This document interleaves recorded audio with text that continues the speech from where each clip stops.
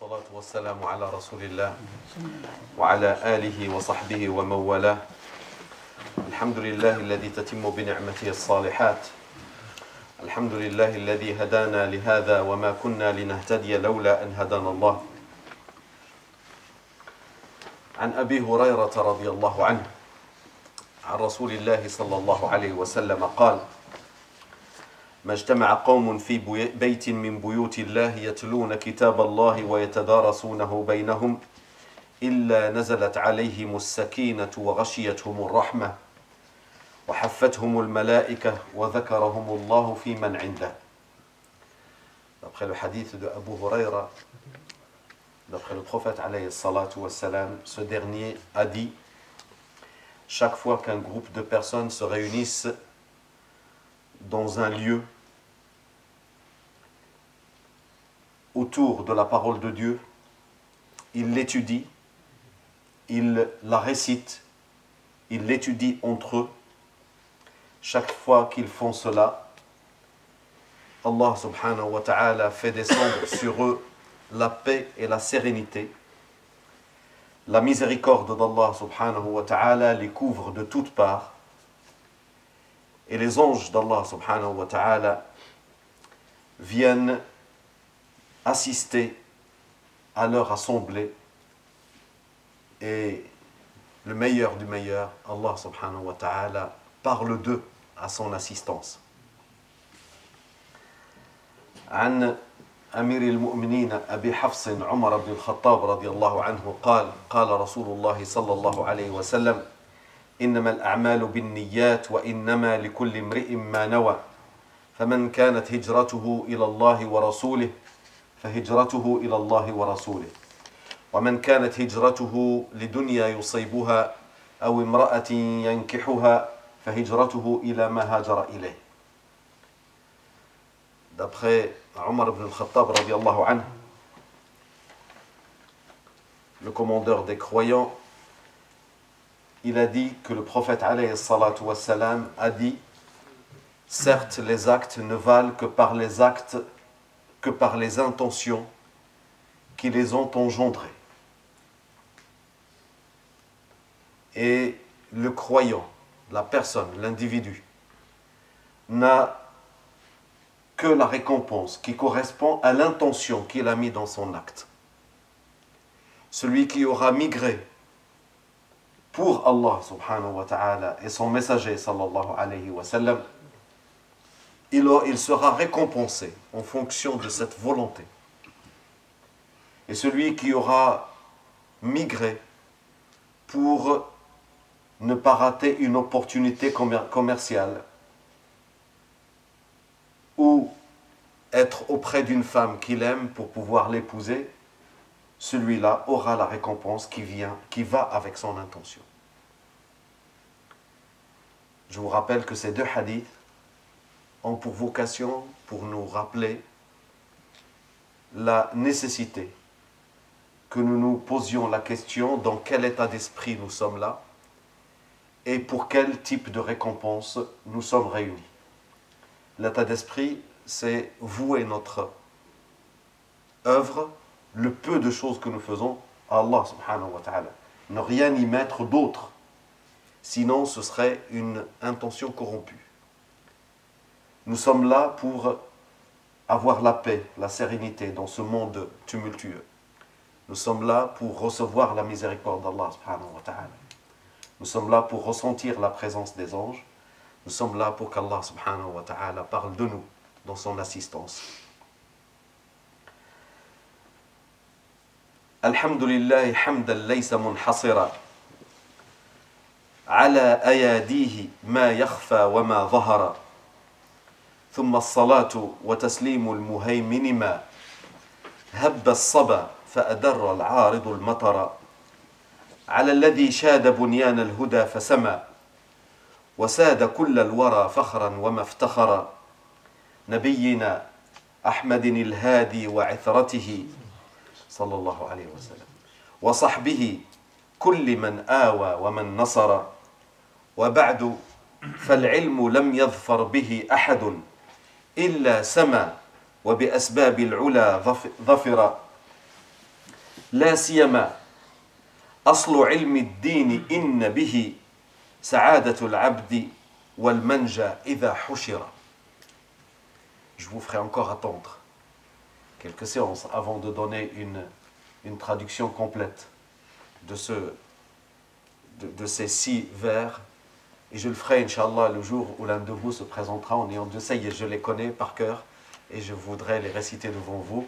Ce jour-là, Inch'Allah, je lui offrirai à lui ou à eux le cadeau de la traduction ce que je peux le mieux pour illustrer la beauté de ces vers, qui ne sont que le début d'un poème qui englobe la plus belle de toutes les sciences, la plus grande de toutes les sciences, celle qui concerne nos croyances et les choses que nous tenons pour sûres venant du monde de l'invisible par la révélation d'Allah subhanahu wa ta'ala dans le Coran et par l'autre révélation faite au prophète alayhi salatu wassalam.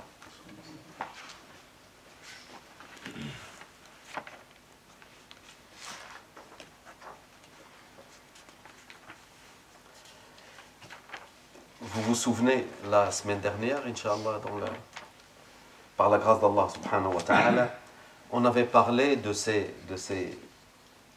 joli poème qui dit فَالْعِلْمُ لَا يُحْرَزُ بِالْأَلْقَابِ وَالنَّفْخِ بِالْإِطْرَاءِ وَالْإِعْجَابِ كَلَّا وَلَا بِكَثْرَةِ التَّأْلِيفِ وَجُلُّهُ ضَرْبٌ مِنَ التَّزْيِيفِ وَلَيْسَ بِالدِّعَايَةِ الْمُزَخْرَفَةِ يُصْنَعُ عَالِمٌ وَذَا السَّفَةِ.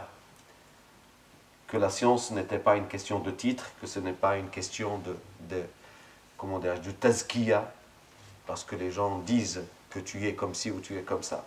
La science, c'est autre chose. La science, c'est autre chose que de multiplier les publications, même si elles n'ont aucune signification. La science n'a de sens que lorsque ces publications, ces livres, contribuent à enrichir la discipline dans laquelle on est en train de travailler. La science, ce n'est pas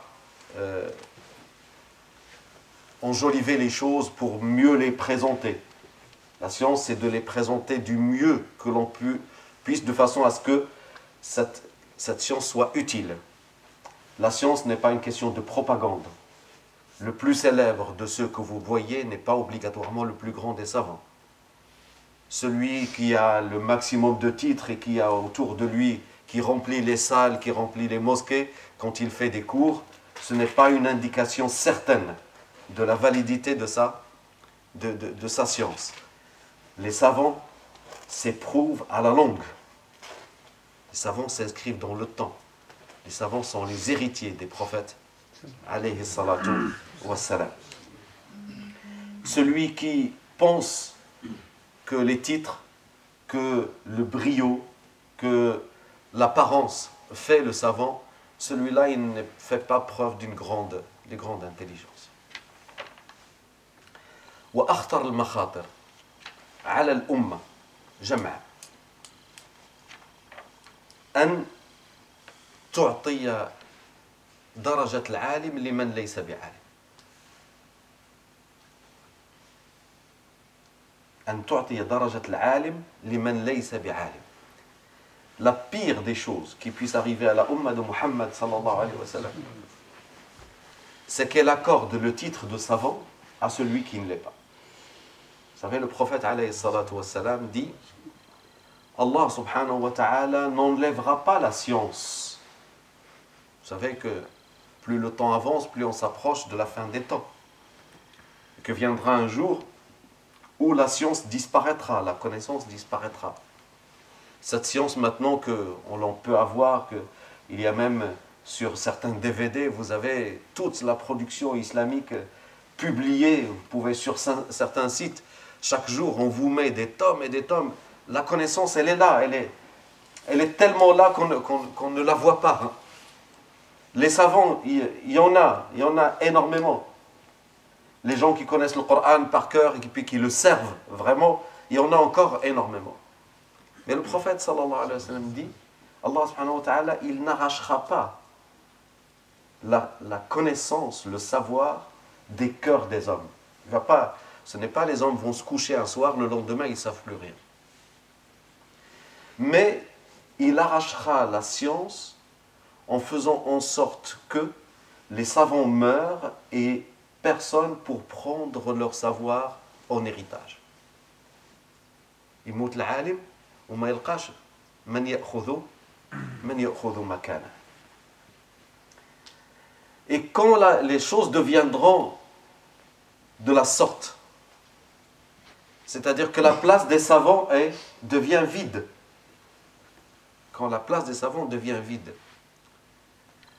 à l'image de la nature, les gens n'aiment pas le vide. Donc la place des savants, ils vont y mettre des gens qui ne le sont pas.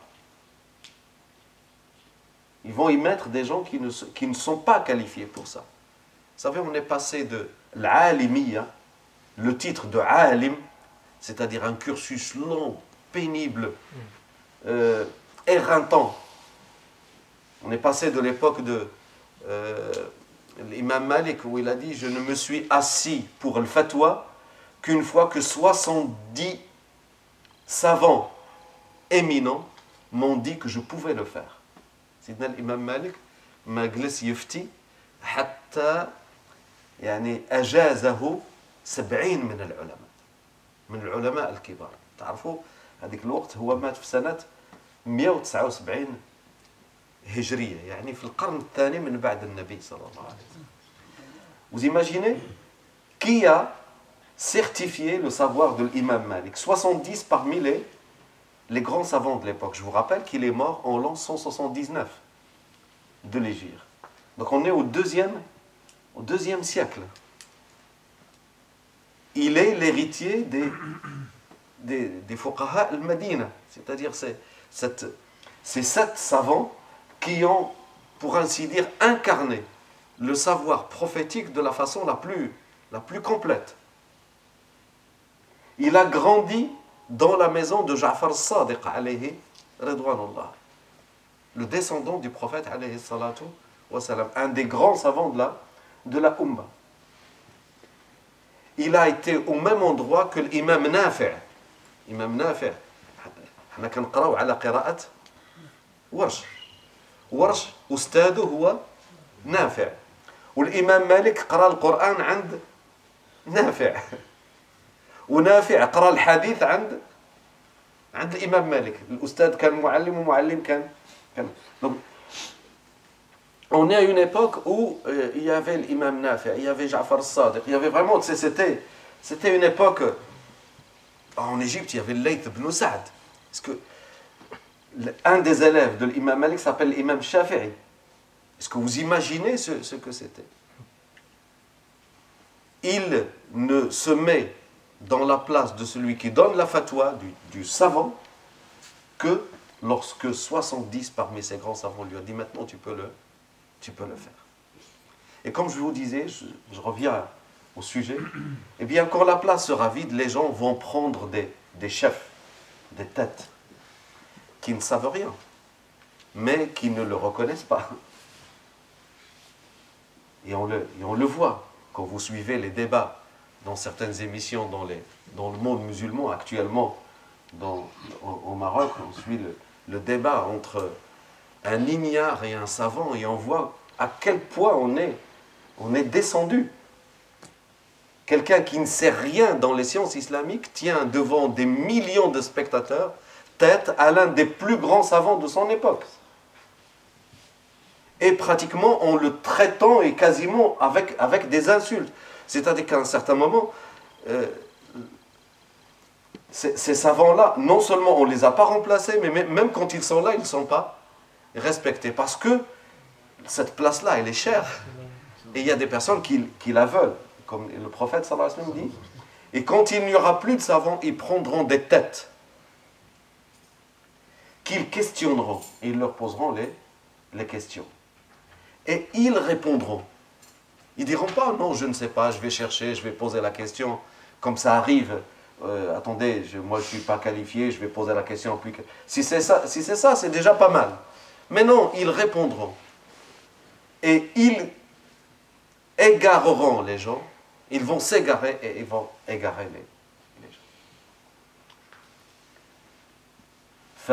فيضلون ويضلون. وما عارف يحكم بما لا يعلم، ولكن عنده العقدة بتاع إبليس. أنا خير منه، أنا درت باك بلس 8. يا أخي راه ماشي باك بلس 8، والله يا أخي ما جات باك بلس 8. جات أن هذا العلم هذا مساره بوحده، خاصو يعني طريقته وحده، ماهوش بحال العلوم الأخرى.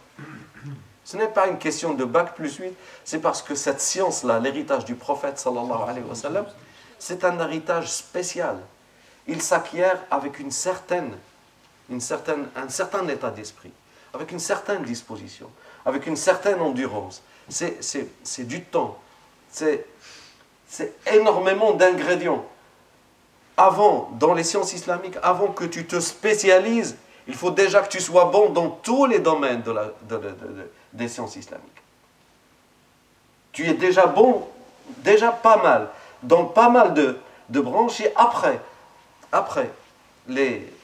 tes maîtres vont te dire, allez, bah par là, spécialise-toi dans le hadith, spécialise-toi dans le fiqh, ou dans le fiqh comparé, ou tu vois, on va te tracer des chemins pour que tu ailles grandir plus grand dans un domaine, tu seras pointu dans un domaine. Mais avant cela,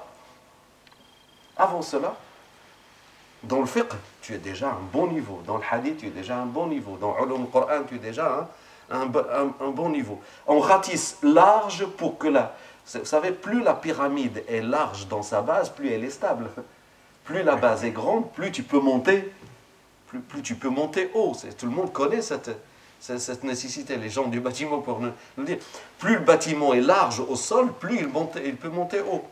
Plus la base est petite, moins il sera capable de monter haut. C'est d'une logique implacable. ملي كيجي واحد الانسان كيقول لك انا راه وليت عندي مشيت 5 سنين لواحد البلاصه ورجعت وراه الان ولا يفتي ولا يا اخي والقران امتى قريته؟ يقول لك لا راه ما حفظتش القران. يا اخي ملي حفظت القران علاش تفتي الناس؟ داكشي اللي كيبداو منه الناس انت وخرته. والعلم الفلاني يقول لك لا خديت منه غير واحد شويه. وشنو الان انا اختصاصي في العقيده ولا اختصاصي؟ يا اخي 5 سنين يلاه تكفيك تجمع لك شويه بتاع تجمع لك واحد شويه باش ما نغتروش نشجعوا الناس انهم يزيدوا في العلم. ولكن البلاصه بتاع العالم اللي كيفتي في الحلال ويفتي في الحرام ويفتي في الزواج ويفتي في الطلاق يعني يفتينا في هذه المسائل هذا خاص هذا المكان يكون عزيز، ماشي ندفعوا له اي انسان. On est confronté maintenant à cette cocotte minute de formation. Des personnes que l'on connaît, ils ont eu leur bac un peu comme tout le monde, un bac scientifique ou un bac littéraire, peu importe. Puis il disparaît de la circulation pendant un moment, il revient après 5 ans, il te dit, ouais, voilà, il est maintenant spécialisé dans la charia. Tu fais le compte sur tes doigts, tu te dis, depuis combien de temps il est parti? Tu fais le compte, tu dis 5 ans. Et pendant ces 5 ans, il a fait un cursus pour venir tenir tête à ceux qui ont suivi un cursus beaucoup plus long, beaucoup plus exigeant. Comment il a fait? Il a eu le temps. Les 5 ans sont à peine suffisantes pour que tu apprennes, tu maîtrises le Coran, tu maîtrises les bases du hadith, les bases de la langue arabe, quelques rudiments de fiqh, à peine. C'est-à-dire, elle te fait sortir de celui qui ne sait pas à celui qui peut commencer à apprendre. Les 5 ans réunis. Donc on peut respecter le choix qu'ils ont fait pour aller apprendre, mais essayez de manger une poire avant sa maturité. Vous avez déjà essayé? Une grappe de raisin avant qu'elle soit mûre. قالوا مازال ما وصلش يكون سموم ولا بغى يولي زبيب. شي السموم تعرفوا السموم؟ كاين شي واحد يقدر شو غير السميه ديالو الله يستر كي دايره. السم يقطع. قال لك بغى يولي زبيب. هذا ما يستحيل. Il est encore dans l'état du petit grain de raisin qui vient juste de sortir, qu'il veut déjà avoir la douceur et le sucré du raisin sec. Ce n'est pas possible. Forcer les choses comme ça, ce n'est pas un bon service pour lui, ce n'est pas un bon service pour la communauté. Alors, je can نقولوا يعني الأمة ما خصهاش تخاف من العلماء ديالها صراحة. لأن الله سبحانه وتعالى الشر ما يجيش من العلماء، ولكن منين كيجي من أشباه العلماء. الشر ما كيجيش من العلماء، كيجي من أشباه العلماء. On devrait, si nos savants sont formés de manière fidèle à la démarche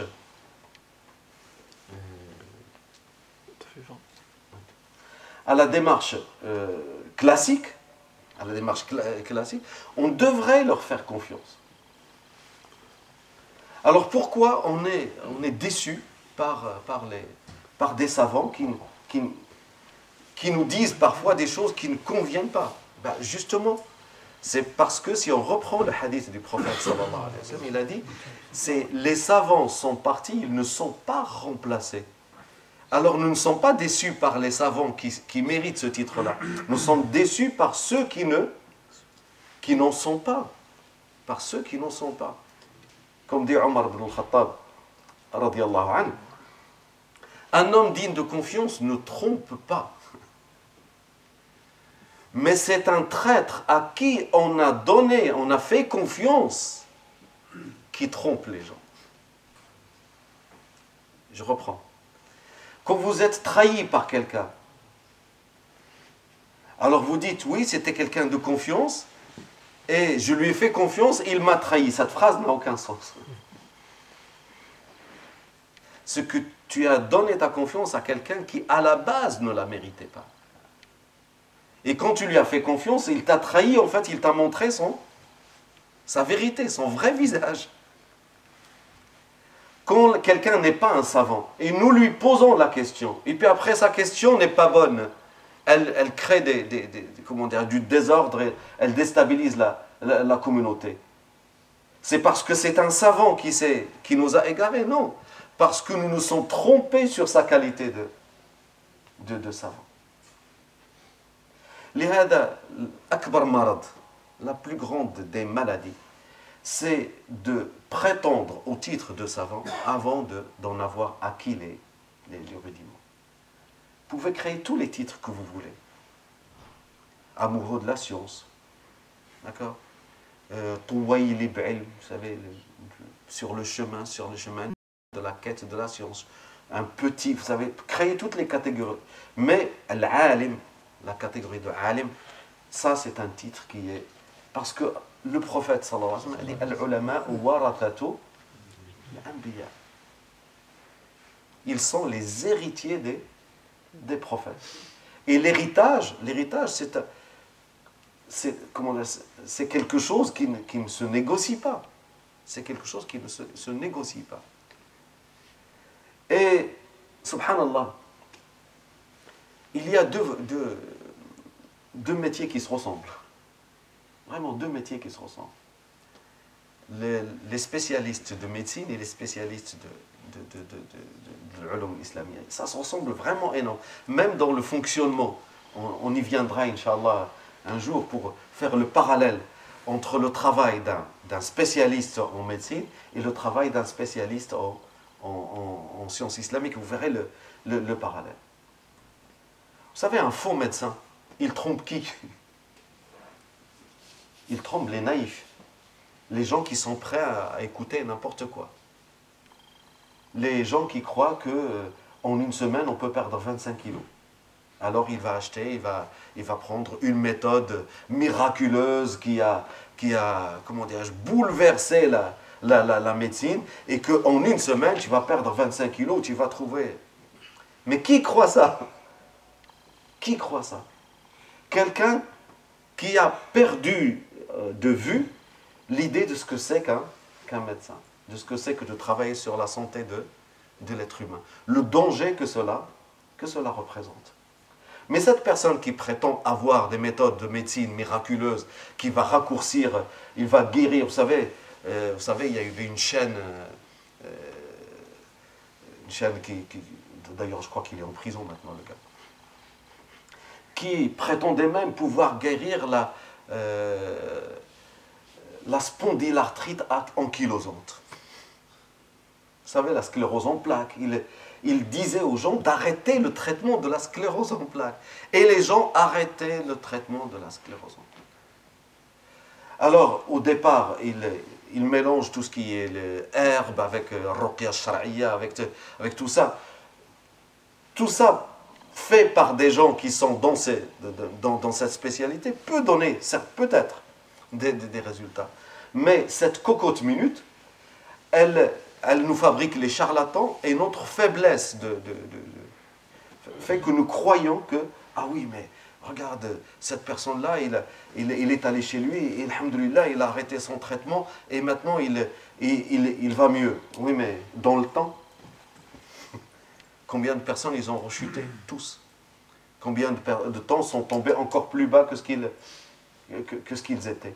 Alors on disait, le charlatan, il peut tromper les gens qui ont envie de guérir, les inconscients, mais il ne peut pas tromper d'autres spécialistes. Ça ne marche pas. Pourquoi? Parce que un vrai savoir, c'est un savoir il a autour de lui déjà une communauté qui fonctionne. Les vrais savants aussi. Vous savez que quand vous faites un petit peu comme moi, là, vraiment, priez qu'Allah subhanahu wa ta'ala ne m'égare pas. Allah subhanahu wa ta'ala ما يهلكنيش بهذا الانسان كيوقف ما كاينش شكون يجاوبك. Il n'y a personne pour te dire arrête là, tu dis des bêtises. C'est très très très dangereux que de se mettre devant les gens qui ne peuvent pas répondre. Vous savez, mais s'il n'y a pas en ton âme et conscience vraiment l'idée que là tu joues un jeu dangereux, le boulevard il est ouvert. Jusqu'au jour où tu te confrontes à de vrais savants. Et là tu te rends compte que de celui qui sait, de celui qui ne sait pas. Je suis effaré par la jeunesse de certaines, comment on appelle ça, certaines stars de YouTube qui parlent de tout, qui critiquent Ibn Taymiyyah, qui reprennent les propos de Qaradawi, qui disent mais tu te rends compte, mais il a fait ça quand? Quel est le cursus de cette personne? Quel est le chemin qu'il a suivi? Quand je vois l'âge et quand j'écoute le discours, je me dis mais... Donc, on fait attention et essayons de préparer un lendemain meilleur. Soyons exigeants sur le contenu. Wallahu a'lam. Subhanak Allahumma wa bihamdik. Ashhadu an la ilaha illa anta astaghfiruka wa atubu ilayk. Juste avant que l'on reprenne, Inch'Allah, il y a un frère qui m'a dit, est-ce que c'est un risque de... comment dire, pour la communauté, qu'elle ne trouve plus personne pour enseigner la religion, parce que, à force de dire les savants, et s'il n'y a pas de savants, les gens n'apprennent rien.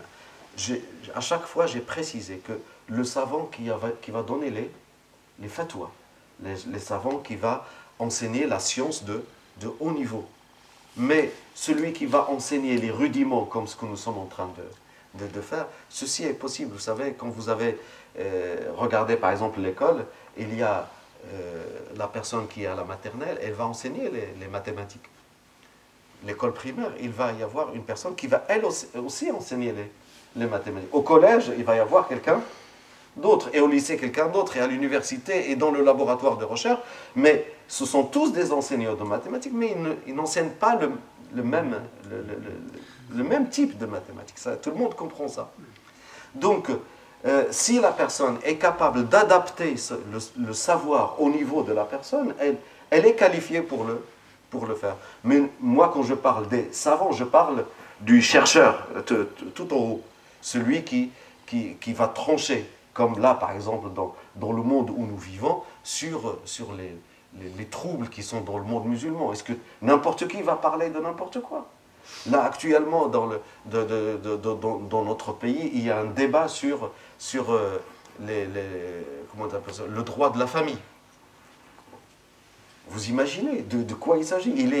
Il y a un débat sur l'avortement, sur comment dirais-je, comment ils appellent ça?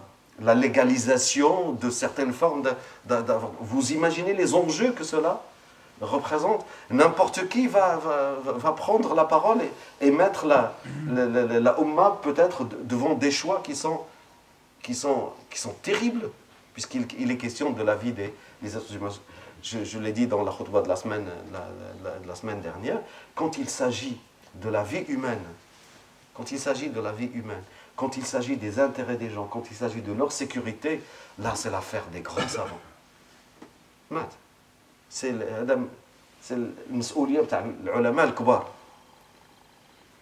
Et quand je vois parfois on est réunis dans une petite fête et ça parle de tout, de n'importe quoi, et puis les gens, comme si c'était juste la défaite du PSG ou la victoire du PSG. Ça, tu dis ce que tu veux. Mais là, il y va quand même du devenir d'être vivant, des humains, et en plus des musulmans dans une société, dans un monde dangereux, dans un monde instable. Donc là, donnons aux savants leur place. Et puis, soyons critiques, soyons vigilants. Ce n'est pas une question de vêtements, ce n'est pas une question de tissu, ce n'est pas une question de façon de parler. Les savants, eh bien, on sait où est-ce qu'ils ont été formés, on sait qui ils sont, on connaît leur parcours. Et puis, par la grâce d'Allah, subhanahu wa ta'ala, cette religion est préservée et sera préservée jusqu'à la fin des temps. Wallahu a'lam.